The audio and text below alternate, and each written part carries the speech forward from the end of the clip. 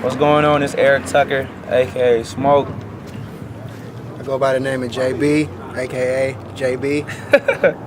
Yeah, and third member is Sean McBride, and we go by the JUS-TUS band. Okay. What kind of music do you guys do? Call it R&B, hip hop, soul. Yeah, I call it soul music, man. I feel like any type of music that you could feel, that's what we do. How'd you guys get together? Man, freshman year at UCR, we all started hanging out, and really we was just chilling. We didn't even know that each other did music. Met on the basketball court. You know what I'm saying? But all you UCR students that know that outside basketball court, that's where we met, playing outdoor basketball, just hanging out, chilling. And then, dang, I could use another UCR reference. For those of you who stayed in A&I, they got this piano room in this pool hall, and we used to just go in there, and he used to play the keys, and we could just freestyle rap and sing over the keys. And next thing you know, all that freestyling actually started turning into some songs. And we were like, yo, man, let's try to record this and see how it sounds. Is that how your writing process typically goes? Yeah. Pretty much. What are some of you guys' inspirations? I would say probably just Stevie Wonder is a big inspiration. Where I'm from, my city is a big inspiration, Frisco, and that's pretty much it. So a lot of soul, huh? Yeah, pretty much soul acts, man. Motown. My background is like church, so it's like you think about all the great Motown artists. All of them got their soul like influences just from starting in church, and that's where I started. You know what I mean? I still play for church. I'm a music director at my church. You know what I mean? So music just runs through my bones, man. So what was the process for you guys to start getting shows, start getting gigs, start getting paid to do what you guys do? Snap, I think I'd say like this, probably 5 years of just doing free shows and performing wherever we could perform. Talking about coffee house, one mic, messed up sound system, CD skipping in front of Stater Brothers, chili cook-offs, like pretty much play wherever people would let us play. Wherever they had any type of open mic at school, where we would be on that stage doing a song, and we were rapping, singing wherever we could. In the mall, you know what I mean, had a portable stereo. Got kicked out the mall a few times trying to sell CDs and demos, man. So got a couple malls. Yeah, so that's how we got started. And like, I mean, speed up like 5 years later, just doing a lot of the venues just getting a little better and a little better. Got a manager out of it, and then now it's the manager's job, man, to keep us paid. You know, so I'll tell anybody this. It takes a long time to get to the point where you're getting paid. But as long as that's like not on your mind, it just ends. It comes when it comes, you know. And as long as you just stay true to the music, man, then the money comes after. That's the advice I can give to anybody that wants to do music. Tell us a little bit about your manager. Where's this money coming from for him to put up? Well, shoot, actually, just all right. Well, our manager's like he's an older cat, and it's like the first time he approached us, he said this, and he was like, "Let me just get straight to the point." He's like, "You guys got dope music, and I got 30 grand. Let's make an album." And I never really asked him like where he gets his 30 grand from, but we kind of figured it out, cause he's like a professional photographer. He's like a director of photography for different movies. He gets his money doing that. And I think he was in the military for like 20 years. So he got like all kind of retirement checks, man. So he really just was like, I want to invest my money into music.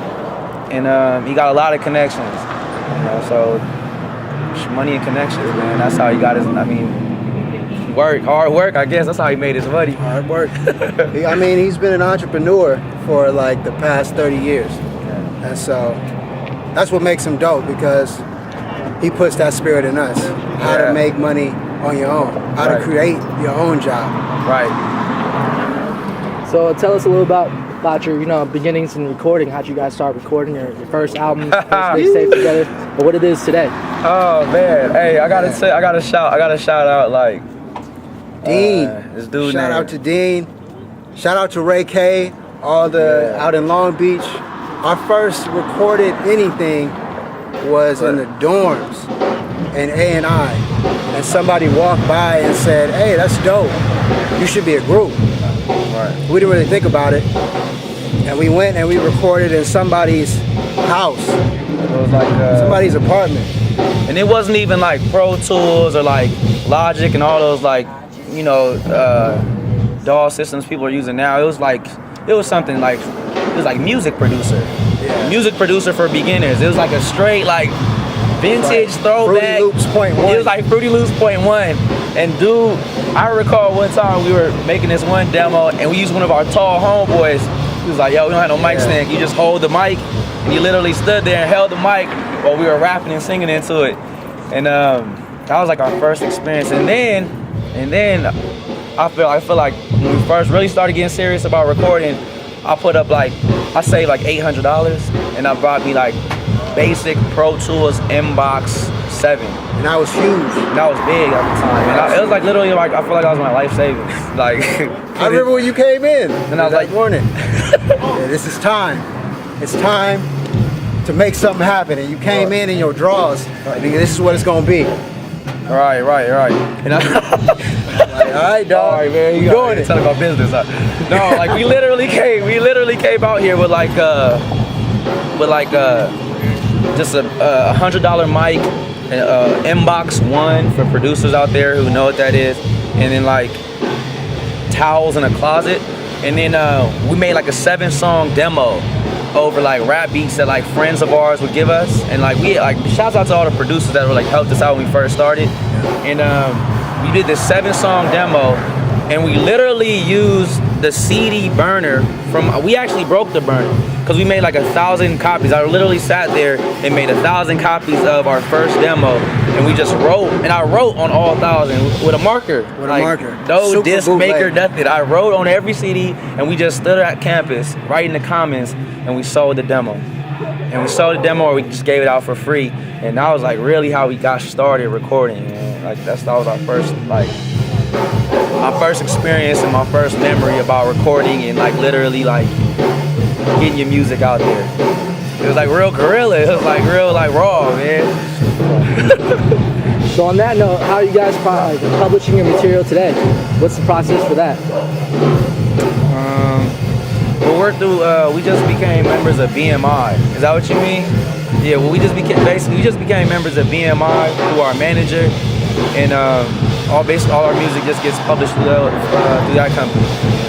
Those on like iTunes and all that. iTunes and it's it's really like their job to iTunes, Amazon, and all those like AOL Music, Yahoo Music, like Pandora, all that Pandora. stuff. So do you feel that it's a lot easier for independent artists these days to get heard? And do you guys feel that you absolutely need a record deal in order to make it in the entertainment industry? No. What you need is drive and income. Man. And recognizing that dollars is what makes things happen, and ingenuity. And if you lack money, you need to be that much more creative. And so really it's an indie market right now. Most of the people who are eating are those people who are not tied down to a major label, so they can move quick. They can put out music when they want to put it out. Right, exactly. And that helps them connect with the people more. Yeah. So I definitely believe you don't need a major. Yeah, man. What our manager, just a side note, our manager's nephew is Murs, like one of the dopest LA rappers, like underground dudes of all time to me. And he sold like 1 million records on his own. Literally, man. It was just independent hustle. It was just literally building his own fan base, kind of the same way we built ours. Really just performing and being true to the music you want to do. That's the advice that he told our manager to tell us. He said, do the music you want to do, and people recognize real. So he was like, Merch could still like go to Burger King and not trip, man, and just chill out and have a good time, Independent, $1 million in his pocket, and nobody else knows it, because independent artists do what they do, man. I think that's the best form of making money right now in the music industry. Any final words? Man, shout out to everybody who supports JUS-TUS music. People who have been there since day one, who bought the first mixtape, I See You Girl, all the way to now, our family, our friends, UCR, who always held us down, Cal State San Bernardino, who always held us down. Always giving us shows, always paying us, man, always keeping the funds coming. They're giving back. We appreciate you guys, man. We appreciate all the support, all the friends, man, all the friends and fam that really just came to every single show and kept us going. And that's the shout out that I want to give out. And I just want to tell everybody that anything worth having takes time to get. So never give up on your dream. Just dream, just us in the building. Appreciate the time, man. Peace out. Yeah.